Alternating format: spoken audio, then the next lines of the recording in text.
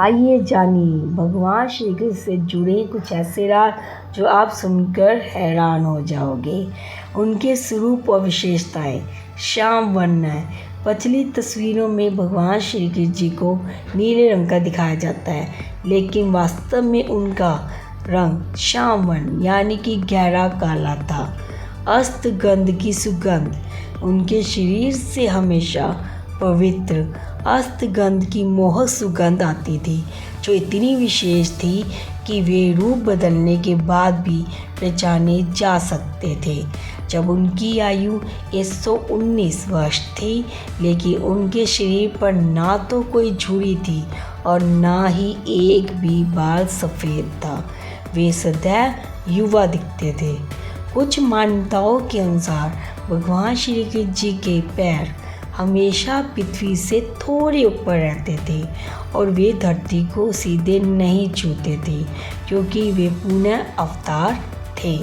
उन्हें रेशम के पीले वस्त्र यानी पीतांबर प्रिय थे और वे माथे पर मोर मुकुट धारण करते थे। उनके खड्ग का नाम नंदक, गदा का नाम कुमोदगी और धनुष का नाम सारंग और शंख का नाम पांच जन्य, जो कि गुलाबी रंग का था। उनका मुख्य आयुध सुदर्शन चक्र था, जो लौकिक, दिव्यास्त्र और देवास्त्र तीनों रूपों में कार्य कर सकता था।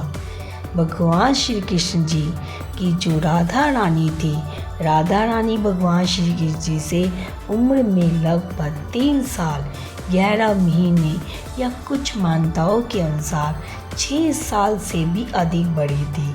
श्री कृष्ण जी ने 14 वर्ष की आयु में वृंदावन छोड़ दिया था और उसके बाद वे राधा से कभी नहीं मिले। भगवान श्री कृष्ण जी ने अर्जुन को गीता का उपदेश 3 बार दिया था।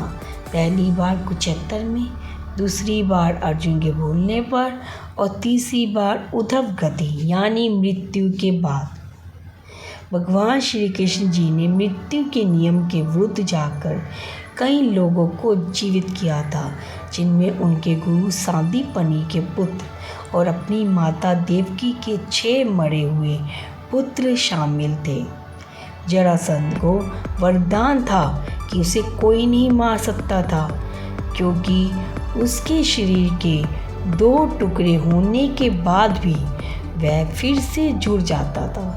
श्री कृष्ण जी ने ही भीम को बताया था कि जरासंध को कैसे मारा जाए। भगवान श्री कृष्ण जी ने गुरु सांदीपनि से केवल 64 दिनों में 64 कलाएं सीख ली थी। उनकी 8 पटरानियाँ थी और उनकी प्रत्येक रानी से 10 पुत्र हुए, जिससे उनके कुल 80 पुत्र थे। अंतिम संस्कार है। मान्यताओं के अनुसार भगवान श्री कृष्ण जी के शरीर का अंतिम संस्कार नहीं हुआ था। उनका शरीर देह धारण करने के बाद ही स्वयं प्रज्वलित हो गया था। केरल के तरिपुरम श्री कृष्ण स्वामी मंदिर में स्थापित मूर्ति के बारे में मानता है कि यह कंस को मारने के बाद थके और भूखे कृष्ण से संबंधित है। यहाँ दिन में कम से कम 10 बार भोग लगाया जाता है, क्योंकि माना जाता है कि भगवान को भूख बिल्कुल बर्दाश्त नहीं है।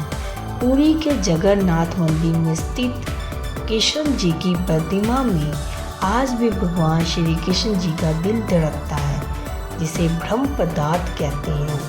ये कुछ ऐसे रहस्य और अनसुनी बातें जो भगवान श्री कृष्ण जी के अद्भुत और दिव्य अस्तित्व को दर्शाती हैं। तो आपको कैसी लगी? प्लीज़ इस चैनल को सब्सक्राइब, लाइक और शेयर जरूर कीजिएगा। धन्यवाद।